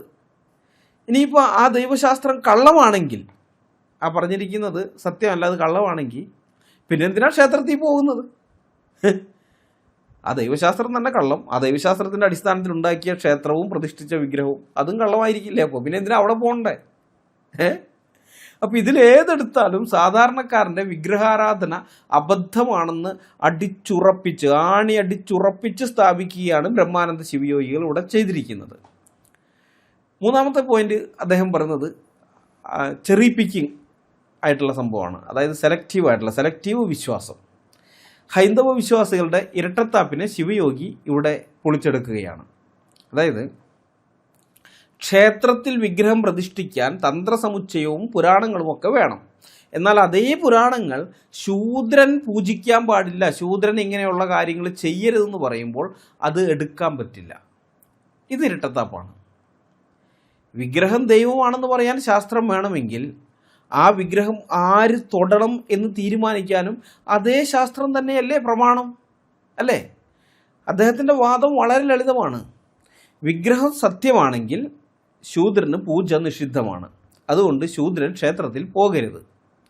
ഇനി ശൂദ്രന് പൂജ ചെയ്യാമെന്നാണെങ്കിൽ ഹൈന്ദവ ദൈവശാസ്ത്രം തെറ്റാണ്. ആ ദൈവശാസ്ത്രം തെറ്റാണെങ്കിൽ വിഗ്രഹം ദൈവമല്ല. ദൈവമല്ലാത്ത ഒന്നിനെ കാണാൻ വേണ്ടി എന്തിനാണ് ക്ഷേത്രത്തിൽ പോകേണ്ട കാര്യം? അതുകൊണ്ട് നിങ്ങൾ ക്ഷേത്രത്തിൽ പോകരുത്. എങ്ങനെ ചിന്തിച്ചാലും ഈ ശൂദ്രാദികൾ വിഗ്രഹാരാധന നടത്തുന്നത് മണ്ടത്തരമാണെന്നാണ് ശ്രീ ബ്രഹ്മാനന്ദ ശിവയോഗികൾ ഇവിടെ സ്ഥാപിക്കുന്നത്. ശിവയോഗിയുടെ വാദം വളരെ ലളിതമാണ്. നേരത്തെ പറഞ്ഞ മരുന്നിൻ്റെ ഉദാഹരണം തന്നെ എടുക്കാം. മരുന്ന് കഴിക്കാൻ അവകാശമുള്ള ഡോക്ടർക്ക് അത് കഴിച്ചിട്ട് അസുഖം മാറിയില്ല എങ്കിൽ പിന്നെ മരുന്ന് കഴിക്കരുത്, കഴിച്ചാൽ നീ മരിച്ചു പോകും എന്ന് ഡോക്ടർ വിധി എഴുതിയ രോഗി ആ മരുന്ന് വാരി തിന്നാൽ എന്താകും അവസ്ഥ? അധികാരമുള്ളവൻ ചെയ്തിട്ട് ഗുണമില്ലെങ്കിൽ അധികാരമില്ലാത്തവൻ ചെയ്താൽ ദോഷം മാത്രമേ ഉണ്ടാകൂ. ജപവും തപസ്സും പൂജയും ശൂദ്രന് നാശത്തിനാണെന്ന് നിങ്ങളുടെ ഗ്രന്ഥങ്ങൾ തന്നെ പറയുമ്പോൾ ആ ഗ്രന്ഥങ്ങളിൽ വിശ്വസിച്ച് നിങ്ങൾ എന്തിനാണ് പൂജ ചെയ്യുന്നത്? ഒന്നുകിൽ ഗ്രന്ഥം കള്ളം, അല്ലെങ്കിൽ നിങ്ങളുടെ ഭക്തി അബദ്ധം. ഇത് രണ്ടായാലും വിഗ്രഹാരാധന കൊണ്ട് നിങ്ങൾക്ക് ഗുണമില്ല എന്ന കാര്യം ഉറപ്പല്ലേ എന്ന ചോദ്യമാണ് ശ്രീ ബ്രഹ്മാനന്ദ ശിവയോഗി ഉയർത്തുന്നത്. ഇതിന് എന്ത് മറുപടിയാണ് വിഗ്രഹാരാധികൾക്ക് പറയാനുള്ളത്? എന്ത് മറുപടിയാണ്? ഇതായാലും നമ്മൾ ഇതുവരെ വായിച്ചു കേട്ടത് ഏതെങ്കിലും വിദേശ മിഷണറിയുടെ വാക്കുകളല്ല, അല്ലെങ്കിൽ ഏതെങ്കിലും ക്രിസ്ത്യൻ അപ്പോളജിസ്റ്റുകളുടെ വാക്കുകളുമല്ല. ഭാരതീയ സംസ്കാരത്തിൽ ആഴത്തിൽ അറിവുണ്ടായിരുന്ന സംസ്കൃത പണ്ഡിതനും യോഗിയുമായിരുന്ന ബ്രഹ്മാനന്ദ ശിവയോഗിയുടെ വാക്കുകളാണ്. ഇതുവരേക്കും നമ്മൾ ഈ വിഗ്രഹാരാധന ഖണ്ഡനം എന്ന പുസ്തകത്തിൻ്റെ 1 മുതൽ 3 വരെയുള്ള പേജുകളാണ് വായിച്ച് വിശകലനം ചെയ്തത്. മൊത്തം 66 പേജുകളാണ് ആ പുസ്തകത്തിനുള്ളത്. അപ്പോൾ അത് മൊത്തവും ഇതുപോലെ വായിച്ച് വിശകലനം ചെയ്യണം എന്നെനിക്ക് ആഗ്രഹമുണ്ടെങ്കിലും തിരക്കുകൾ കാരണം അതിന് നിർവാഹമില്ല. എങ്കിലും ദൈവം അനുവദിച്ചാൽ അടുത്ത വീഡിയോയിൽ ഈ വിഗ്രഹാരാധന ഖണ്ഡനത്തിൽ നിന്ന് 4 പേജുകൾ കൂടി ഇതുപോലെ വായിച്ച് വിശകലനം ചെയ്യാം. കാരണം ഈ വിഗ്രഹാരാധികളെ മുഴുവൻ സ്പേസിൽ വിടുന്ന പോയിന്റുകളാണ് ബ്രഹ്മാനന്ദ ശിവയോഗി മുന്നോട്ട് വയ്ക്കുന്നത്. സാധാരണഗതിയിൽ എല്ലാ വിഗ്രഹാരാധികളും തങ്ങളുടെ വിഗ്രഹാരാധനയ്ക്ക് പറയുന്ന ന്യായീകരണങ്ങളെയൊക്കെ അദ്ദേഹം തല്ലി ഉടയ്ക്കുന്നുണ്ട്. അപ്പോൾ അതിൽ കുറച്ചെങ്കിലും നമ്മളൊന്ന് വിശകലനം ചെയ്യേണ്ടത് കാലഘട്ടത്തിൻ്റെ ആവശ്യമാണ്. ആ മതിലിലെ ബൈബിൾ വചനം മായ്ച്ചു കളയിച്ചവരോടും അതിന് കൈയടിച്ചവരോടും ഞങ്ങൾക്കൊന്നേ ചോദിക്കാനുള്ളൂ. നിങ്ങൾക്ക് ആ വചനം മായ്ച്ചു കളയാം, ഭീഷണിപ്പെടുത്തി വായടപ്പിക്കാം, പക്ഷെ ചരിത്രരേഖയായി മുന്നിലുള്ള ബ്രഹ്മാനന്ദ ശിവയോഗികളുടെ ഈ ചോദ്യങ്ങളെ അത് നിങ്ങൾ എന്ത് ചെയ്യും? ആ ചോദ്യങ്ങൾ നിങ്ങൾ എങ്ങനെ അഡ്രസ്സ് ചെയ്യും? ബ്രഹ്മാനന്ദ ശിവയോഗി ചോദിച്ചതുപോലെ വിഗ്രഹാരാധനയ്ക്ക് ശക്തിയുണ്ടായിരുന്നെങ്കിൽ അത് നമ്മുടെ രാജാക്കന്മാരെയും രാജ്യത്തെയും സംരക്ഷിക്കുമായിരുന്നു. അതുണ്ടായില്ല എന്ന് ചരിത്രം തന്നെ സാക്ഷ്യം പറയുമ്പോൾ ഇനിയെങ്കിലും നിങ്ങൾ കണ്ണു തുറക്കണം. യോഗ്യതയുള്ളവർ എന്ന് നിങ്ങൾ കരുതുന്ന ബ്രാഹ്മണർക്ക് പോലും ഗുണം ചെയ്യാത്ത ഈ വിഗ്രഹാരാധന അയോഗ്യർ എന്ന് നിങ്ങളുടെ ശാസ്ത്രം തന്നെ വിധിച്ച ശൂദ്രാദികൾക്ക് എന്ത് നേട്ടമാണ് ഉണ്ടാക്കാൻ പോകുന്നത്? സംഖ്യകളെ, ബൈബിളിലെ വചനം കാണുമ്പോൾ കുരുപൊട്ടുന്ന നിങ്ങൾ സ്വന്തം ആചാര്യരായ ശിവയോഗിയുടെ ഈ ചോദ്യങ്ങൾക്ക് മുമ്പിൽ ഉത്തരം മുട്ടി നിൽക്കാതെ മറുപടി പറയൂ. ആ മറുപടി ഞങ്ങൾക്ക് കേൾക്കാൻ ആഗ്രഹമുണ്ട്. അതുകൊണ്ടാണ് മറുപടി പറയാൻ പറയുന്നത്. സത്യം പറയുന്നവരെ നിങ്ങൾക്ക് ഭീഷണിപ്പെടുത്തി നിശബ്ദരാക്കാം. പക്ഷെ സത്യത്തെ എന്നേക്കുമായി കുഴിച്ചു മൂടാൻ കഴിയില്ല. നിങ്ങൾ എങ്ങനെയൊക്കെ കുഴിച്ചു മൂടിയാലും ശരി, 3-ാം ദിവസം സത്യം ഉയർത്തെഴുന്നേറ്റ് വരും. മനസ്സിലായ? ബൈബിൾ പറഞ്ഞാലും ശിവയോഗി പറഞ്ഞാലും വിഗ്രഹാരാധന മനുഷ്യനെ